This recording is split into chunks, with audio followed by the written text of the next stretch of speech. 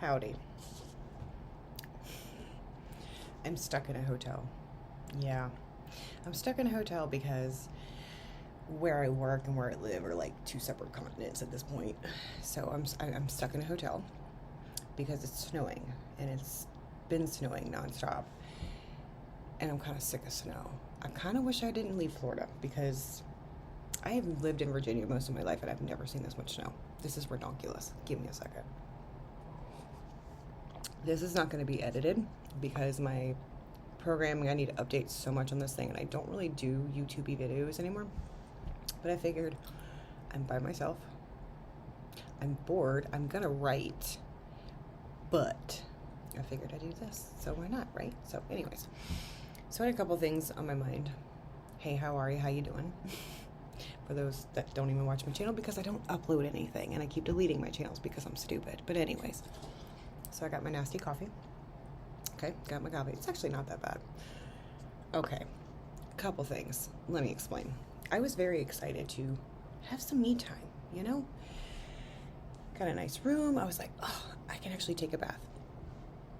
I don't have a bathtub at my house as far as my bathroom. My son has one, but boys are gross. I just want my own bathtub. I was really excited. I was even going to go buy some bath bombs. I'm kind of glad I didn't, because when I got here, it's just a shower. And the water pressure, you need to do something about that. It sucks. Anyways, so yes, I'm stuck in a hotel with my thoughts. And so what I was thinking, I don't know if you guys have ever watched it, but watch Cinetherapy or let me try that again. Cinetherapy. Yeah, cinema therapy. Those people. I've been watching them for a while, and they're awesome. They're really, really awesome. Just because, for one, my forensic psychology background in my studies. 2, I have trauma. 3, I love movies, and I write, right? I write books, so I'm always interested in seeing where the writer, then the directors were kind of thinking, and how maybe they see things and what things portray better on TV versus real life. I'm also one that hates fairy tales. I don't like fairy tales. They are, I believe, they had a place in time. We also have to look at the time in which they were written, the mindset of the people then. But I don't like them for several reasons. The majority of them, the female characters, there's 2 sides to it. So the female characters can be looked at as always a damsel in distress, right? Not all of them. But then you can look at the reverse side of it. Well, they're young, they're naive, and that's something I can relate to. They make ridiculous decisions, but this whole, I think it's more the instant love thing, for me, that I don't like. The happily ever after, they don't tell you the stuff you have to do in between, and I feel like that fails our daughters, and that fails our kids in general. I think there's a way we can tell them better without that. Not everything has to have a love story. It's even something that I struggle in with my own books, is that I don't want it to be centered around a love story. I'd rather it kind of grow organically, if you will. And my characters are usually a reflection of myself, my inner feelings, things that I've gone through, things that if I could push my thoughts, my emotions, my feelings. If you haven't watched Haven, by the way, you need to, because you'll see where I'm going with this. But it's not the same, but it's an example of what I'm talking about. But if I could express those in different ways, would I be a villain at one point? Would I be the hero at one point? Is it my own kind of story that I have to navigate? Those are things that I think about when I write. I've always wanted to be an actress. I've wanted to be an actress since I was little. And I loved theater, and my life was pretty screwed up, so I didn't really get to do that. It's okay though, because I can write. And yeah, so I always write from a perspective of what would it look like if it was a movie. So a lot of it's going on in here while I'm, writing and stuff. And everybody writes differently, and everybody has their own things. And I've only published 2 books. I worked on myself a lot, and it's interesting because I noticed my writing changed the older that I got, and the more I started to heal. I started to struggle. I was going to rewrite my very first book. It had great potential, but it read like Twilight. And I didn't even read Twilight, okay? I didn't before when I wrote this. I think Twilight was coming out when I wrote it, and I didn't know anything about Twilight, but it read like Twilight. Okay.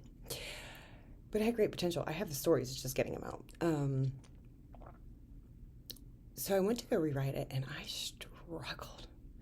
Because as I was reading through, I could see where my mindset was then. And I was not in a healthy spot. But I'm doing better now.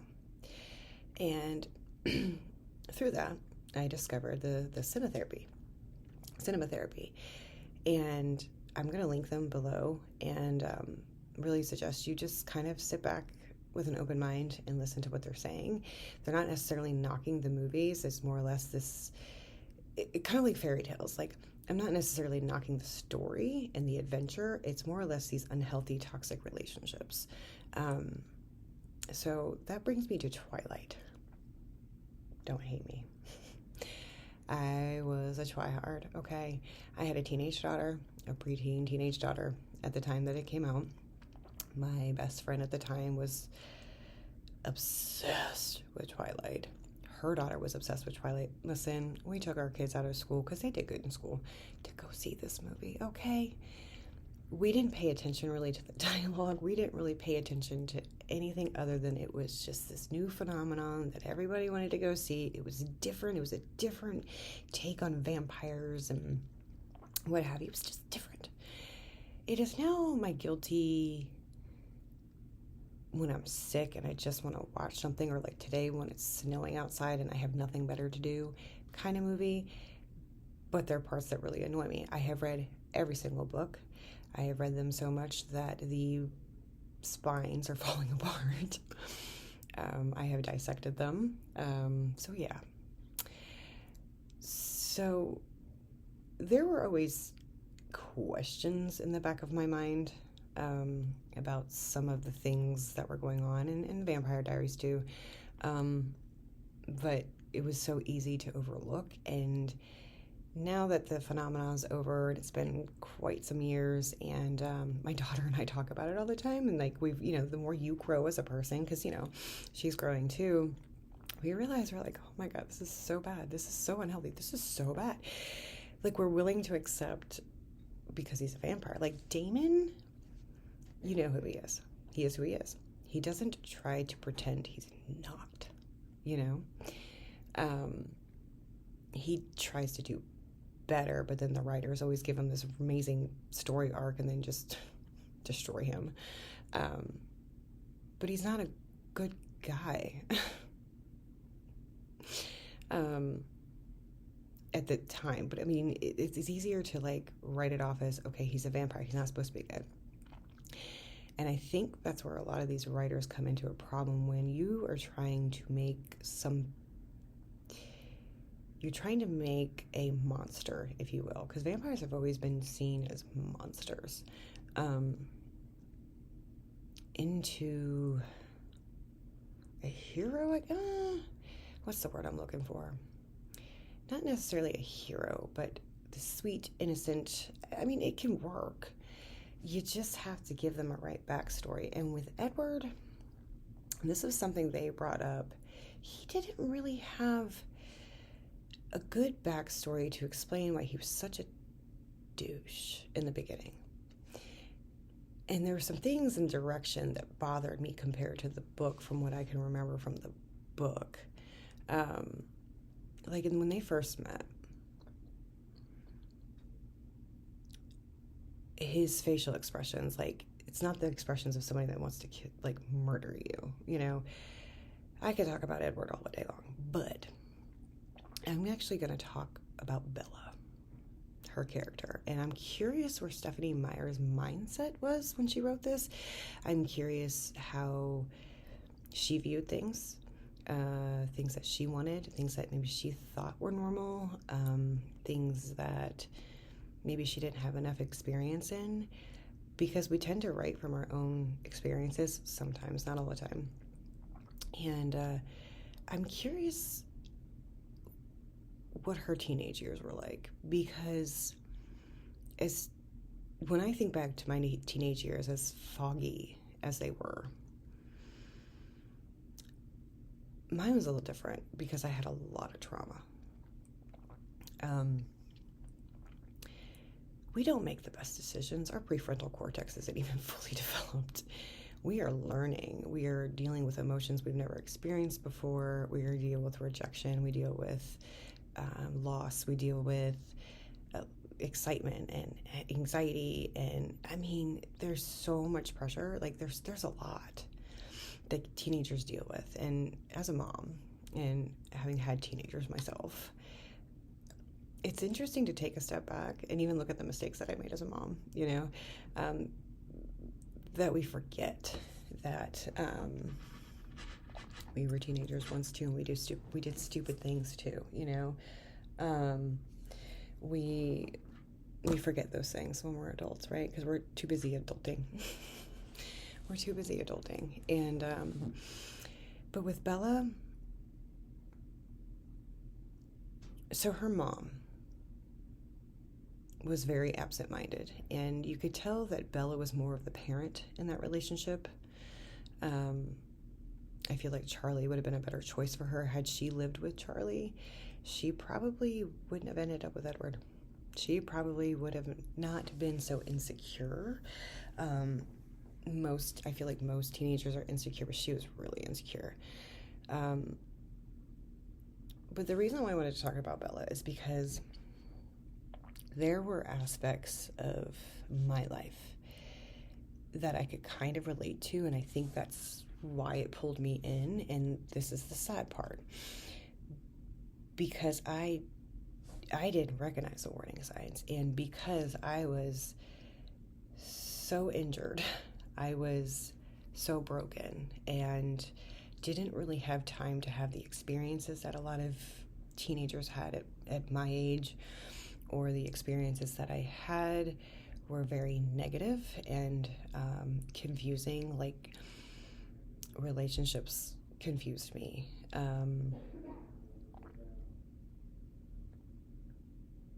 so worried somebody can hear me. I hate that.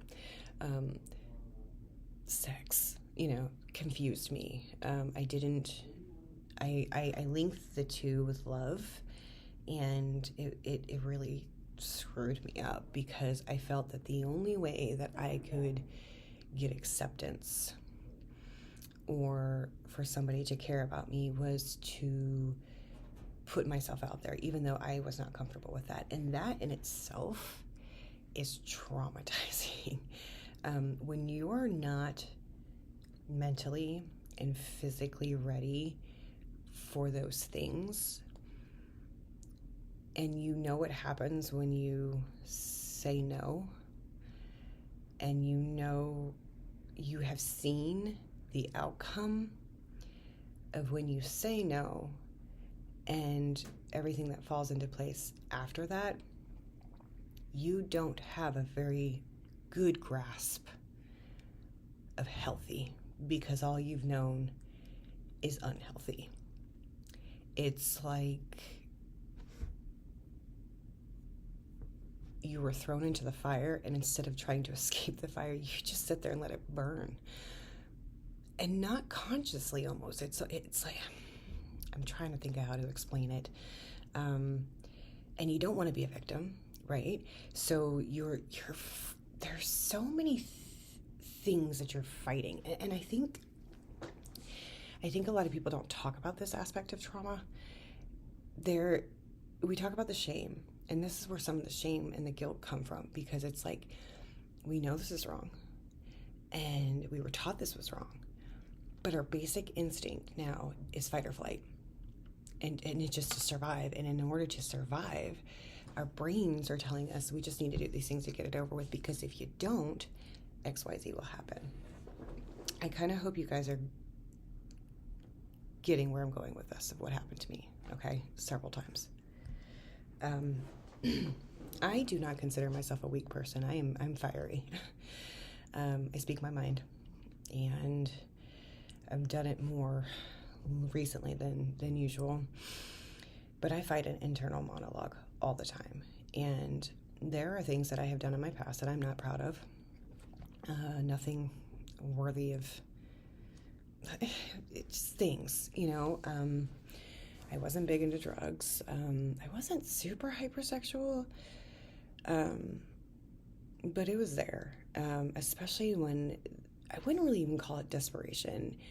It was more or less like, screw it. This is what men want, right? This is the only way I'm going to have a decent relationship. And I had it in my mind that I had to be married and have this beautiful life, and I had like in my brain there was all these ridiculous expectations, and I really don't know where they came from. But back to the trauma, there's a lot, like not being comfortable in your own skin, not wanting to try new things because it's scary as hell. And you put yourself out there and people notice you. Then you go to wanting to be noticed and taking those chances and trying to figure out who you are. And then when you get noticed, it's uncomfortable. But you kind of just go with the flow. You accept it. And then afterwards, you are hating yourself because you know that's not you.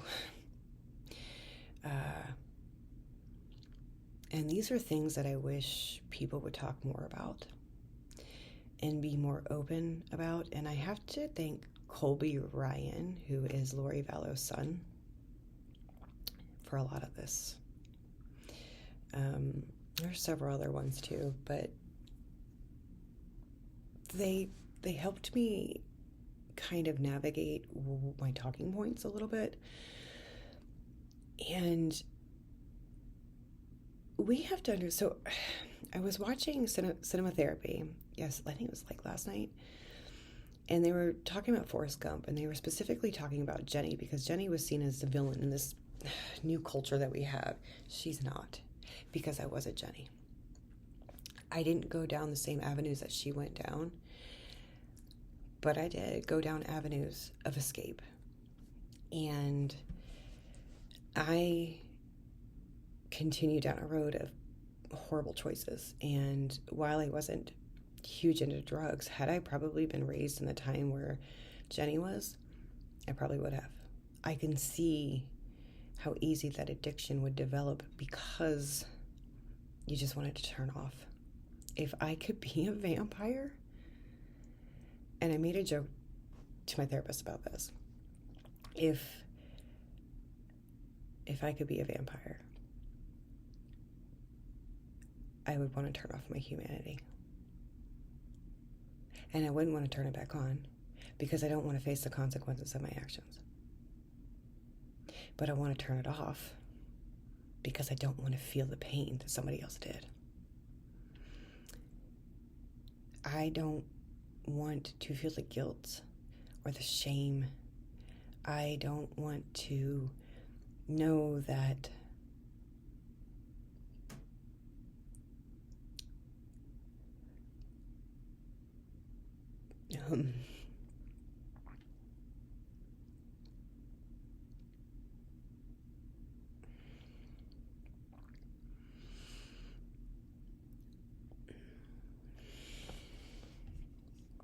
the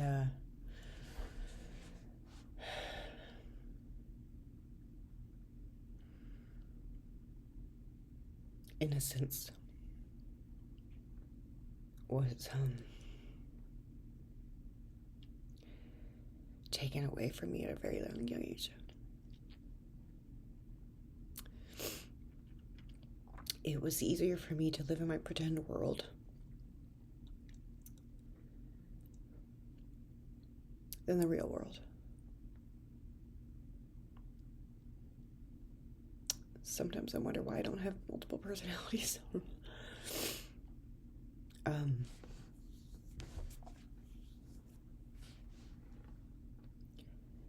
I had a hard time connecting with friends because I just felt like I wanted to crawl out of my own skin.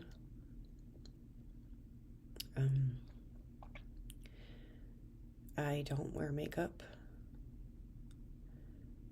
I struggle with makeup. And then there's times where I'm confident and I'm just doing my thing and I'm doing it for me. And like I said, then I start getting stares or attentions, and my brain, and this is what I want you guys to understand, my brain immediately goes to, what's in your head? What do you want? Why are you looking at me? What's wrong with me? Is there something sticking out of my hair? Like, is there something wrong with my teeth? Like, because I do have an issue with my tooth, and but I always think there's something wrong with me that I need to fix. I do struggle with eating. I don't. Anyways, yeah, so back to Twilight. Bella, there were so many signs that he gave you. He gave you so many outs. And when a person tells you who they are, believe them. I hate that phrase. You want to know why? I mean, I know where it comes from, but if my ex told me from the get-go and stared me down like I was the most repulsive thing in the world, I probably wouldn't have talked to him. Even back then. Okay? He would have scared me. Everything in my body would tell me, nope, run. I might have been curious and trying to figure him out, but I wouldn't. If somebody I was interested in told me that he was the most dangerous predator and started throwing things around like Edward, and I found out he was a vampire, let's not even throw the vampire thing in there. No. Those are such obvious red flags. Like, he just handed you a whole platter of reasons to run. But it's not that easy for a lot of us. It's hard. Depends on where your mindset is. And it doesn't matter. You can be smart, dumb. People think we're dumb, right? Or it's only the dumb people that get involved in these relationships. I'm not dumb. I was naive. And I was very traumatized. My ex was very sweet and loving and very cute. He was very good looking. And he doted on me, and he, and it was new. This was new. I was not used to this at all. And I felt needed, and then he told me a little bit about his story and stuff, and I felt for him. Like, I wanted to help him, because I was a helper, right? And I got sucked in, and it was intense. It was very intense. And again, that was very new. I had no experience with that. I had a child at 18, and that relationship did not work out, and we're best friends. And but I still didn't know anything. I knew nothing. So this was new. Okay, this was new. And as soon as we moved in together, things got weird.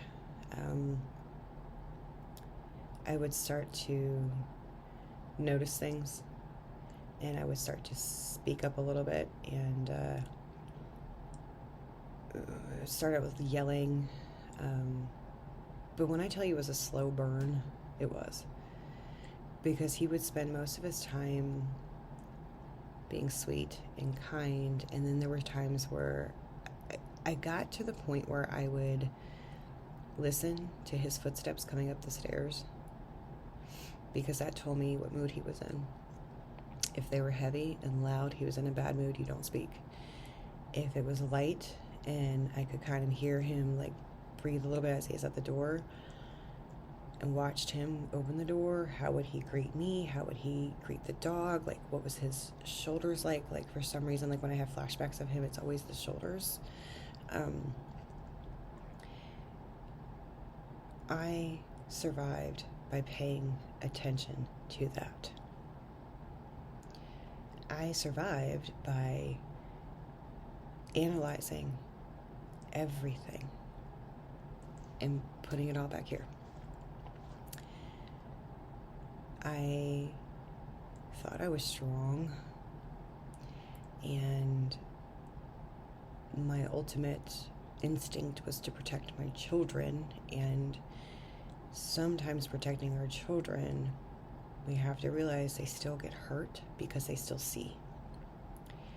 And I have to take responsibility for being in that relationship, but I will never take the blame, not ever.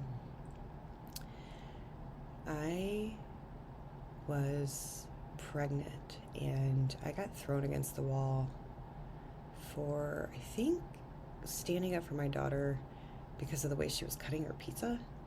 There was one morning we were out of milk because I gave her cereal and he refused to go shopping, and he had taken our only vehicle a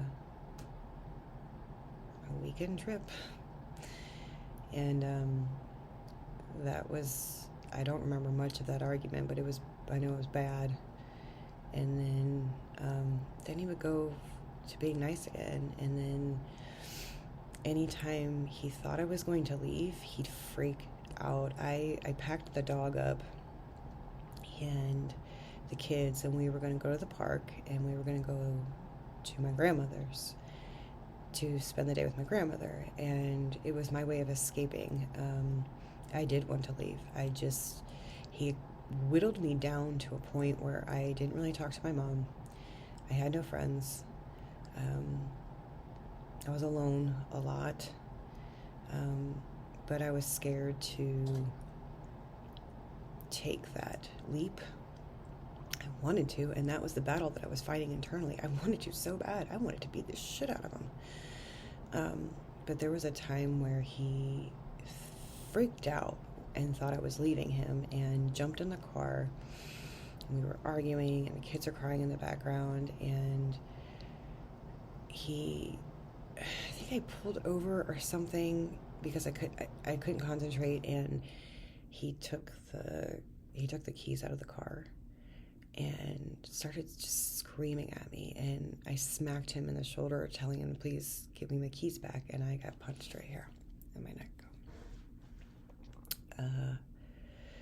I've had to hide my children underneath the baby crib. I've had to listen to all of my daughter's snow globes be shattered.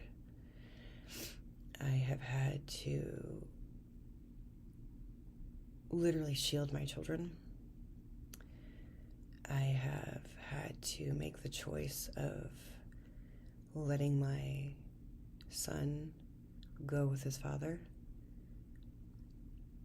because I did not want him to be without a mother.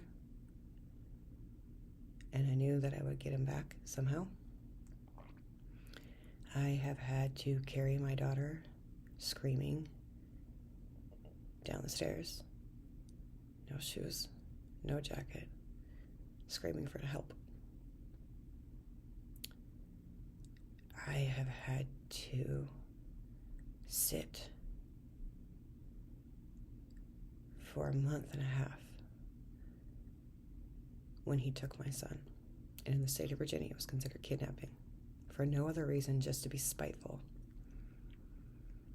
He wouldn't let me see him. He had no right to do it, even though I was letting him see his son when we finally split because I had had enough. And when I did, after talking to my lawyer, when I did go see him, I took my mom and we had a plan. And I decided as soon as he was in my arms, I was taking off with my son. That didn't work out so well for me. I almost died.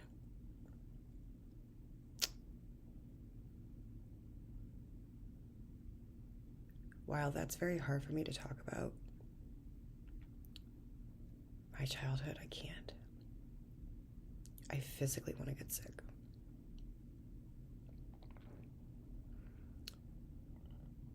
When I say that I almost died, I used to say that he choked me. I was recently corrected by my several therapists because choking sounds better. He was strangling me.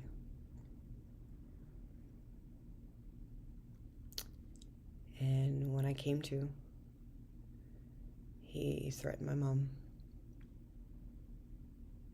And something in me just snapped. I turned to him and I said, that'll be the last woman you ever touch. Things are better now. I have had to put in a lot of work. And I'm still healing, and I think I'm going to heal for the rest of my life. There are a lot of things that I missed out on that a lot of you people that have not been through trauma got to do, got to experience, got to feel, got to enjoy. So good for you that you didn't have to have these situations in your life. Good for you. And I'm not being sarcastic. I'm envious. Because I'm curious who I would have been. But you know what? I kind of like who I am now.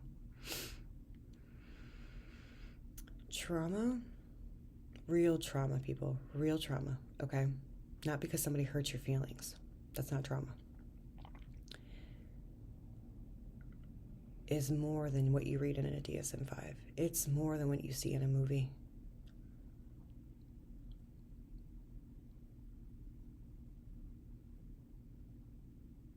As I was talking to you about this, the reason why I can describe, let me tell you how long ago this was. My son's turning 23 this year. It was 23 years ago. And I remember it like it was yesterday, because that's what my brain does. That's a lot. And I'm hoping to kind of bring that into my book a little bit. Movies are an escape for me. It's why I like The Labyrinth. It's why I love The Princess Bride. It's why I love The Dark Crystal. It was an escape for me. But there are some times where I think escaping too much puts it in our head where this is what is expected and this is okay. And if you were to talk to me about a movie and putting what I just told you into a movie and putting those raw emotions, you better have one good of an actor that can play it off, because I wasn't the hero in my story. Kind of, but not really. Nobody won in my story. My daughter still suffers from trauma because of what we went through. My son has a hard time coping with, with the reality of what happened with his dad. I had relationship problems. I almost destroyed my marriage because of this. I mean, it's a two-way street, but still.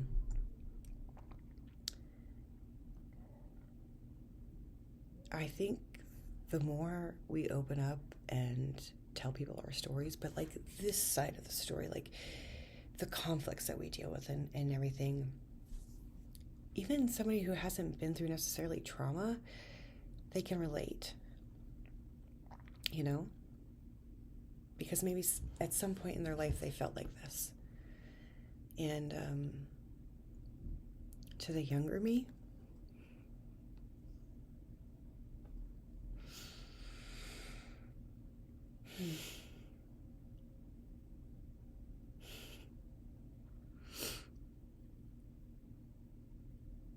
I mourn her.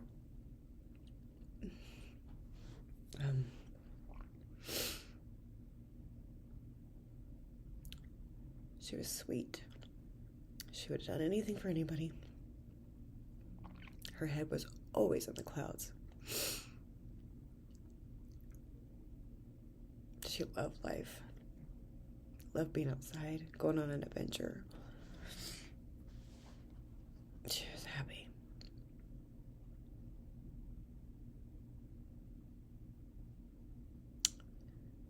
I think I'm getting her back slowly. But another side note before I go get a spoon for my ice cream, because I'm really upset they don't have a spoon up here.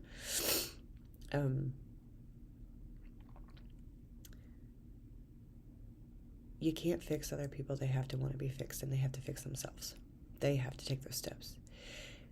Your triggers are not anybody else's responsibility. And that's a hard concept to swallow. Don't let this eat you up and make you bitter. It's hard to do. Seek help quickly, because I waited a long time. Accept what you're feeling. Work through it. Have a support system. And do the best you can. Nobody's perfect.